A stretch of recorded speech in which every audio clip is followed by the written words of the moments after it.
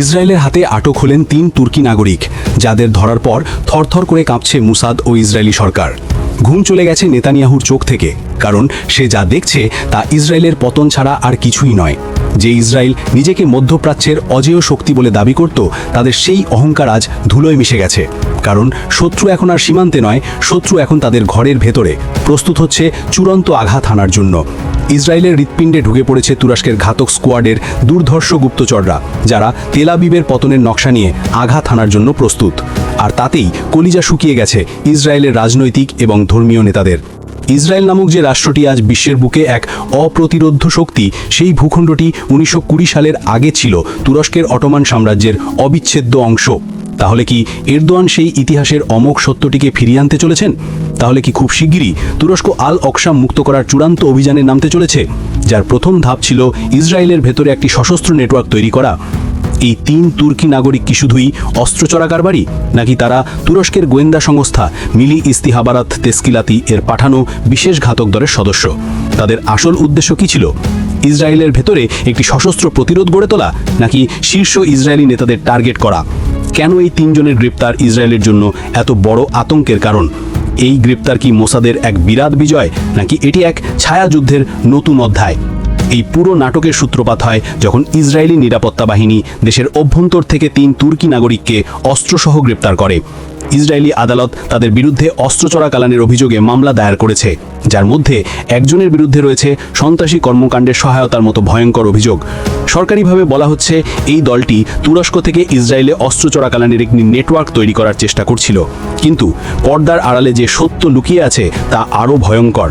তেল আবিবের institute for national security স্টাডিজের এক নিরাপত্তা বিশ্লেষক নাম প্রকাশ না করার শর্তে টাইমস অফ ইসরায়েলকে বলেন, এরা কোনো সাধারণ চোরাকারবারি নয়। এদের প্রোফাইল, প্রশিক্ষণ এবং কাজের ধরন দেখে আমরা বিশ্বাস করি এরা তুরস্কের গোয়েন্দা সংস্থা MIT এর পাঠানো বিশেষ দলের সদস্য। তাদের আসল উদ্দেশ্য ছিল পশ্চিম তীরে এবং ইসরায়েলি আরবদের মধ্যে একটি নতুন, আরও প্রশিক্ষিত এবং তুরস্কের প্রতি অনুগত সশস্ত্র প্রতিরোধ গড়ে তোলা।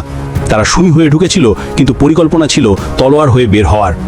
এই ঘটনাটি নিছক একটি বিচ্ছিন্ন গোয়েন্দা ব্যর্থতা নয়, এটি বিশ্বের 2 অন্যতম সেরা গোয়েন্দা সংস্থা ইসরায়েলের মোসাদ ও তুরস্কের MITর মধ্যে চলমান এক রক্তক্ষয়ী ছায়াযুদ্ধের সর্বশেষ অধ্যায়। মোসাদ দাবি করছে, এই 3 জনকে গ্রেপ্তার করে তারা এক বড় বিজয় অর্জন করেছে। তবু তাদের কপালে এখন গভীর চিন্তার ভাঁজ, কারণ তারা জানে এটি হিমশৈলে চূড়ামাত্র। মোসাদের এক উচ্চপদস্থ কর্মকর্তা ইসরায়েলি পত্রিকা হারেৎসকে বলেন, আমরা যাদের ধরেছি তারা মাছের একুরিয়ামে ছোট মাছ মাত্র। আসল হাঙরগুলো এখনও জলের গভীরে লুকিয়ে আছে। আমাদের কাছে তথ্য আছে, MITর সবচেয়ে দুর্ধর্ষ স্লিপার সেল সদস্যরা সাধারণ নাগরিকের বেশে আমাদের দেশে ছড়িয়ে পড়েছে। তারা শুধু সময় ও সুযোগের অপেক্ষায়।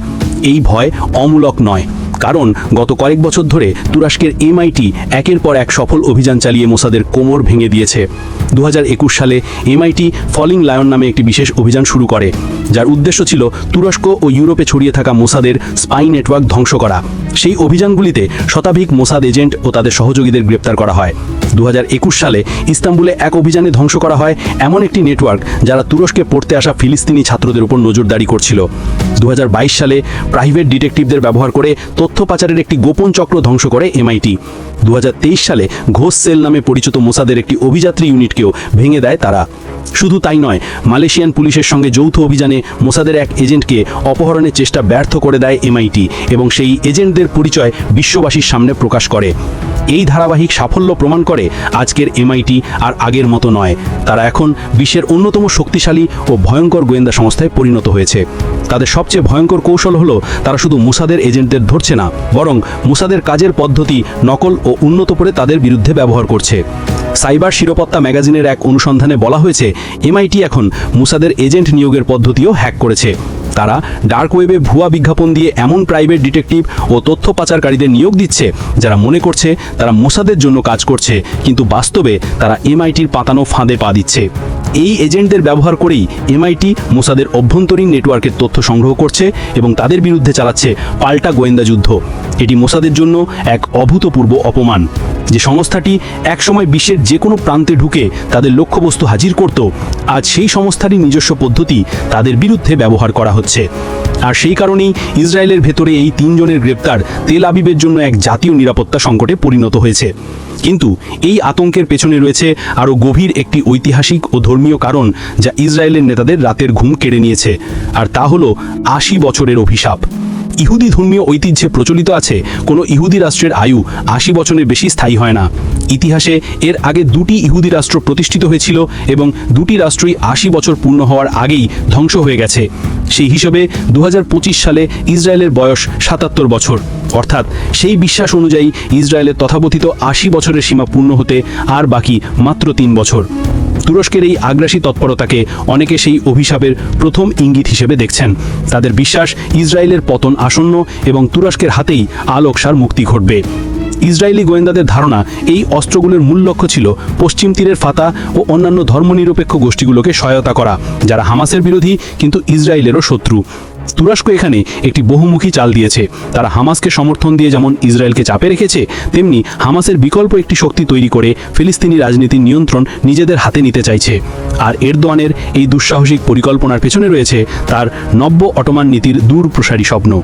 তিনি বিশ্বাস করেন, আজকের ইসরায়েল, ফিলিস্তিন, জর্ডান ও লেবাননের লেভান্টের অঞ্চল একসময় ছিল অটোমান সাম্রাজ্যের অংশ।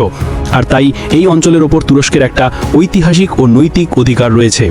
তিনি আল-আকসা মসজিদকে শুধু ফিলিস্তিনের নয়, বরং সমগ্র মুসলিম উম্মার এবং বিশেষ করে তুরস্কের ঐতিহাসিক উত্তরাধিকার বলে মনে করেন। গাজায় তার সাম্প্রতিক ভূমিকা এবং এখন ইসরায়েলের অভ্যন্তরে সশস্ত্র নেটওয়ার্ক তৈরির প্রচেষ্টা সবই সেই বৃহত্তর পরিকল্পনার অংশ। এই ভয়ঙ্কর খেলায় রাশিয়া ও চীনের ভূমিকাও অত্যন্ত রহস্যময়। ওয়াশিংটনের উড্রো উইলসন সেন্টারের এক বিশ্লেষণে বলা হয়েছে, তুরস্কের এই আগ্রাসী পদক্ষেপের পেছনে রাশিয়া ও চীনের নীরব সমর্থন রয়েছে। চীন মধ্যপ্রাচ্যে মার্কিন প্রভাব খর্ব করতে তুরস্ককে ব্যবহার করছে।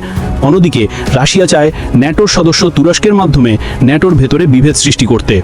এরদোয়ান কৌশলে এই দুই শক্তির স্বার্থ ব্যবহার করে নিজের লক্ষ্যে এগোচ্ছেন। এই পুরো পরিস্থিতি নেতানিয়াহু সরকারকে ফেলেছে এক অভূতপূর্ব সংকটে। একদিকে দেশের ভেতরে রাজনৈতিক বিভেদী ও জোট সরকারের চাপ, অন্যদিকে মুসাদের ঐতিহাসিক ব্যর্থতা এবং ঘরের ভেতরে শত্রুর উপস্থিতির আতঙ্ক। তিনি না পারছেন তুরস্কের বিরুদ্ধে কোনো কঠোর পদক্ষেপ নিতে, কারণ তুরস্ক ন্যাটোর এক গুরুত্বপূর্ণ সদস্য। আবার না পারছেন চুপ করে থাকতে, কারণ তাতে তার রাজনৈতিক পতন অনিবার্য। এই তিনজনের গ্রেপ্তার কি তুরস্কের গোপন পরিকল্পনাকে থামিয়ে দিতে পারবে, নাকি এটি এক আসন্ন মহাপ্রলয়ের সূচনা মাত্র? তেল আবিবের আকাশে এখন শুধু মিসাইলের ভয় নয়, ভয় সেই ঐতিহাসিক অভিশাপের, যা সত্যি হওয়ার জন্য যেন প্রস্তুত হয়ে আছে। সময় দ্রুত ফুরিয়ে আসছে, আর বিশ্ব তাকিয়ে আছে এক অনিবার্য পরিণতির দিকে।